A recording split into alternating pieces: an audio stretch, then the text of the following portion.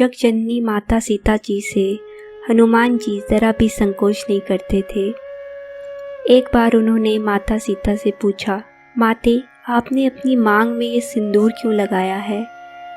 माता सीता जी ने हंसते हुए कहा, इस सिंदूर के लगाने से तुम्हारे स्वामी प्रभु श्री राम की आयु वृद्धि होती है। हनुमान जी सोच में पड़ गए। सीता जी ने मुस्कुराकर पूछा, बस क्या सोचने लगे? कुछ नहीं माता श्री। हनुमान जी ने उन्हें प्रणाम किया और अपने निवास पर आ गए। वहां आकर उन्होंने अपने सारे शरीर पर तेल लगाया और सिंदूर से अपना सारा शरीर पोत लिया। उसके बाद वे सीधे भगवान श्री राम के पास दरबार में जा पहुँचे। उन्हें देखकर सभी हंसने लगे। श्री राम जी ने हनुमान जी से पूछा, पवन पुत्र, तुमने ये क्या रूप बनाया है? हनुमान जी ने कहा, स्वामी, माता सीता ने अपनी मांग में सिंदूर लगाया हुआ है।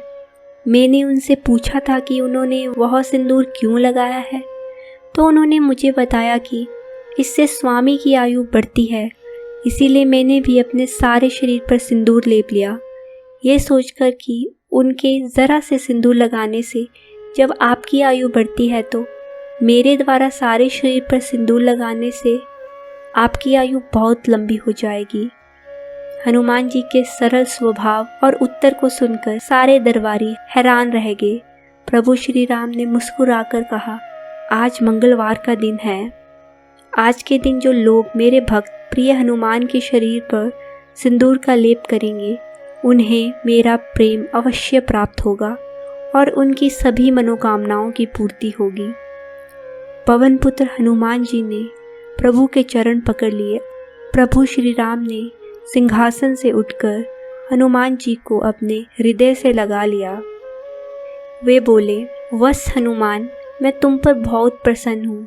मैं नहीं जानता कि किस प्रकार तुम्हारा मैं प्रिय करूँ जिससे तुम्हें सुख और शांति प्राप्त हो।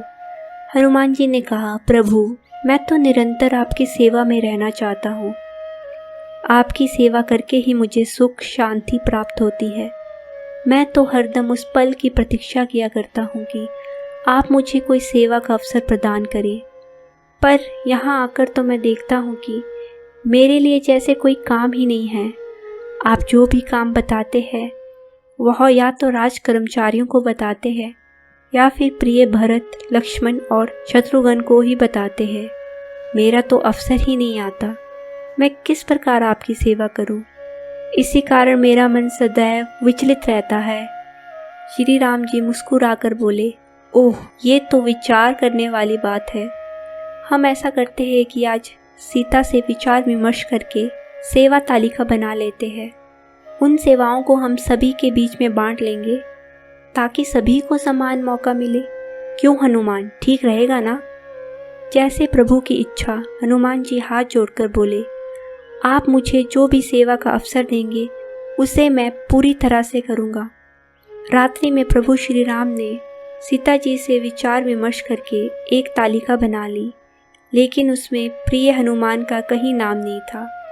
दूसरे दिन उस तालिका पर प्रभु ने हस्ताक्षर करके राज मुद्रा लगाई और सभी भाइयों और राज कर्मचारियों में वितरित कर दी।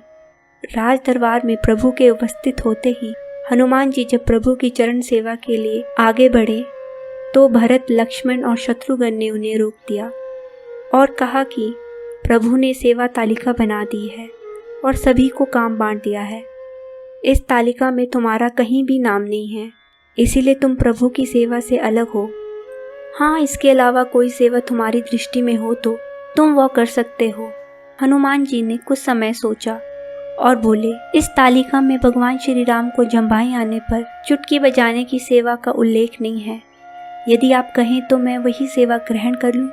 प्रभु को जब जम्भाई आए तो मैं चुटकी बजाया करूंगा।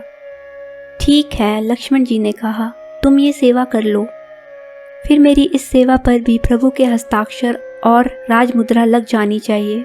हनुमान जी ने कहा। इसमें किसी ने भी आपत्ति नहीं की और प्रभु से उस तालिका में हनुमान द्वारा उनके जम्भाई आने पर चुटकी बजाने की प्रार्थना स्वीकार कर ली गई। तब हनुमान जी प्रभु के सामने बैठ गए और प्रभु के मुख को देखने लगे। पता नहीं प्रभु को कब जम्भाई आ जाए, इसीलिए उन्हें हरदम सावधान रहना था। प्रभु राजकाज पूरा करके उठे तो हनुमान जी भी उनके साथ उठ लिए। वे चले तो हनुमान जी भी चुटकी ताने उनकी ओर देखते हुए चल पड़े। वे हर पल हर घड़ी प्रभु के मुख को निहारते रहते थे। पता नहीं प्रभु को कब जम्भाई आ जाए और उन्हें चुटकी बजानी पड़े। उन्हें तो बस अपनी सेवा की ही चिंता थी। प्रभु के भोजन के समय भी वे वहीं खड़े रहे और प्रभु का मुख देखते रहे। प्रभु श्री राम अपने प्रिय हनुमान की चतुराई को मन ही मन समझ रहे थे, पर वे कुछ बोल नहीं रहे थे। परंतु हर समय प्रभु के सामने हनुमान जी को खड़ा देख देवी सीता, भरत, लक्ष्मण और शत्रुघ्न बहुत परेशान थे। रात्रि आई और प्रभु सोने के लिए शयन कक्ष में जाकर शैया पर लेट गए तो हनुमान जी पास से चुटकी ताने खड़े हो गए। आधी रात आने पर देवी सीता ने उन्हें बाहर जाने के लिए कहा तो उन्होंने अपनी सेवा की बात बताई। सीता जी ने समझा बुझाकर हनुमान जी को वहाँ से भेजा। अब हनुमान जी करे क्या? प्रभु को जम्भाई आने का कोई समय तो निश्चित नहीं। अगर उनके पीछे प्रभु जी को जम्भाई आ गई तो वे अपनी सेवा से वंचित हो जाएंगे और उन्हें इस प्रकार पाप का भागी होना होगा। ऐसा सोचकर हनुमान जी शयन कक्ष के पास एक ऊंचे छज्जे पर जा बैठे और प्रभु का नाम लेते हुए चुटकी बजाने लगे। उनकी चुटकी बजती रही और वे अपने भूख, प्यास, निद्रा सब कुछ भूल गए। अब जब हनुमान जी की चुटकी बजने लगी तो वचन के अनुसार प्रभु को जम्भाई भी आने लगी। प्रभु की जम्भाई हनुमान जी की चुटकी के साथ चलती रही। इस दशा को देखकर सीता जी घबरा गई। लगातार जम्भाई लेने से प्रभु का मुख खुला का खुला रह गया। अरे ये क्या हो गया? सीता जी घबराकर माता कौशल्या के पास भागी गई और उन्हें बुलाकर लाई। श्री राम की यह दशा देखकर माता कौशल्या विचलित हो उठी। एक एक करके वहाँ सारे परिजन एकत्र हो गए। जल्दी से महर्षि वशिष्ठ को सूचना दी गई और राजवैद्यों को बुलाया गया। प्रभु का मुख ज्यों का त्यों खुला ही रहा था। उन्हें औषधियाँ दी गई पर उनके उपचार से कुछ भी लाभ नहीं हुआ। उधर हनुमान जी इन सभी बातों से बेखबर होकर पूरे आनंद के साथ प्रभु का नाम लेते जा रहे थे और चुटकियाँ बजा रहे थे। तभी महर्षि वशिष्ठ ने पूछा, हनुमान जी कहाँ हैं? तब माता सीता ने रोते हुए कहा, प्रभु हनुमान जी के साथ बहुत अन्याय हुआ। उनकी सारी सेवाएं छीन ली गई थी। तब उन्हें मांगने पर प्रभु ने जम्भाई पर चुटकी बजाने की सेवा दी थी। मैंने रात्रि होने पर उन्हें प्रभु के कक्ष से निकाल दिया। अब वे कहीं भूखे प्यासे प्रभु के याद में चुटकी बजा रहे होंगे। सीता जी की बात सुनकर महर्षि वशिष्ठ जल्दी से हनुमान जी को खोजने निकल पड़े। उन्होंने शयन कक्ष के बाहर एक ऊंचे छज्जे पर हनुमान जी को कीर्तन करते हुए और चुटकी बजाते हुए देखा। उन्होंने संकेत से हनुमान जी को बुलाया। हनुमान जी ने महर्षि वशिष्ठ को देखकर उनके चरण छुए और उनके आग्रह पर प्रभु श्री राम के शयन कक्ष में आए। वहाँ उन्होंने प्रभु का खुला मुख और आंखों से आंसू बहते देखे तो व्याकुल होकर उन्होंने चुटकी बजाना बंद किया और वे प्रभु के चरणों में गिरने के लिए दौड़े। हनुमान जी की चुटकी बंद होते ही प्रभु का मुख भी बंद हो गया और उन्होंने स्नेह से हनुमान के सर पर हाथ फेरा। अब हनुमान जी और प्रभु दोनों ही सिसकियाँ लेकर रो रहे थे। उनकी दशा देखकर माता सीता बोली, पुत्र हनुमान, आज के बाद प्रभु की सभी सेवाएं तुम ही किया करोगे। तुम्हारी सेवा में कोई भी किसी प्रकार का दखल नहीं देगा। हनुमान जी ने माता के चरणों में अपना सिर रख दिया। सीता जी ने स्नेह से हनुमान जी के सिर पर हाथ फेरा। सभी उस दृश्य को देखकर अभिभूत हो गए। सभी ने देखा कि प्रभु श्री राम अब मंद मंद मुस्कुरा रहे थे। रात्रि अधिक हो गई थी, सुबह होने वाली थी, इसलिए सब अपने अपने कक्ष में चले गए थे।